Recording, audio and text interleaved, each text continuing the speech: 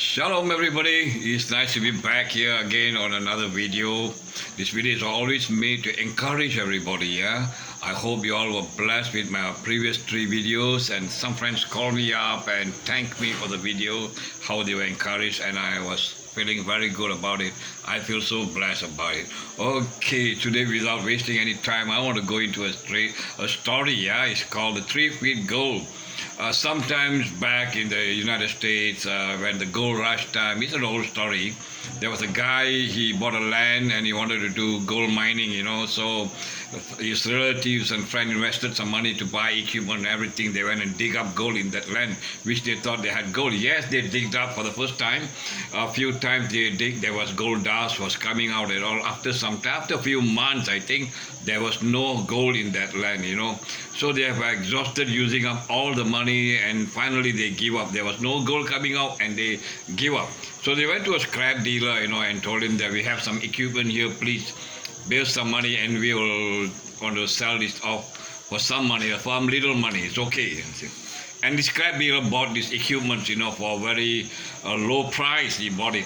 After these people left, and then he called up an engineer, took that engineer to the land and find out what's happening, where's the gold, why didn't this guy get gold? So the engineer was checking on the land and he said, the gold is only another 3 feet away. You see, so the scrap dealer got a good deal buying equipment for scrap price, and now he got only the gold 3 feet away from him. Is that a real jackpot for him? So he got it, and then the guy who sold this equipment, he went away, and then he went into insurance business. In fact, actually, he made it in the insurance business, but he used to tell everybody, when I was digging gold, everybody said no, so I stopped. But this time when somebody said no to insurance, I didn't stop. And he will still sell them insurance. And he went into the $1 Million Club. This is a real story. See, so something came out when there was no way for him. Something came out from him, you see. And then I was just a couple of days back, I was looking at some YouTube, and I went into this YouTube, a place called Bombay, India, you see. This is the famous place for slum. And there was an area, they call the biggest slum area in the world. The place is called Dharavi, So I was just watching it, and it was so interesting, I thought I'm going to look at some poor people or what, but something caught my attention in this slum area. The place is so famous now, a lot of people want to visit this place around the world, And then I saw one of these YouTuber who went there and went into this place. He interviewed some people inside the house. Surprisingly, I was so surprised to see everybody smiling. They will invite you to their house, they will give you a drink, and then they will be telling their stories. Another thing interesting about this Dharavi is that because they just come there, they don't know what to do. Many have started light industry, There's one guy, he brings in leather, and then he processed this leather in a small place there. He started a bag industry, a small shop selling school bags, handbags, all made of leather. And he called that brand Dharavi in the name of that place. Very interesting. And there are some people start up potteries, in just a small place. They make potteries, some recycling business, all kind of business, little business. It came out because you don't know what to do, so something come out of them. When you have something to do, when you have no way to go, you force yourself, something comes out. The best comes out from you. This is how they started off a little interesting, little industry, very interesting to see. I was so taken up, wow. We thought it was a poor place, but it is not poor. They have something to do there. Everybody is busy, everybody is smiling. And across that slum area, that's the richest man's house in India is just opposite the slum area. It's 27 story. Amazing, huh? 27 story, a man's house. And here you have the biggest slum in the world. This is interesting. But the people, they are not complaining, they just live with it. They are happy. And there are some guys who wake up in the morning about 1 or 2 o'clock. They make Indian breakfast. They make vada, they make about 1,000 vada and all. Next morning, they just put it on their head and they go to the street and they sell. And when they were interviewed by this reporter, the guy said, I like this business. Sometimes I sell for 3 days, then I take a break for 2 days. No one's going to scold me because I'm the boss. Then I'll go back selling and we can make a living. I'm happy. You see, that was Really interesting. So when sometime God put you to a wall, so that you can think, and the best will come out from you. The best of you actually will come out from there. When you have nowhere to go, you don't know what to do. This is very interesting for me. Then again, I came to another friend of mine. Ronald, he works with some NGO division in the United Nations. He coaches people, the third world country. He was in Bangladesh, in an area where it was a flooding area. Each time when it floods, most of them were having chicken poultry, the chickens will die.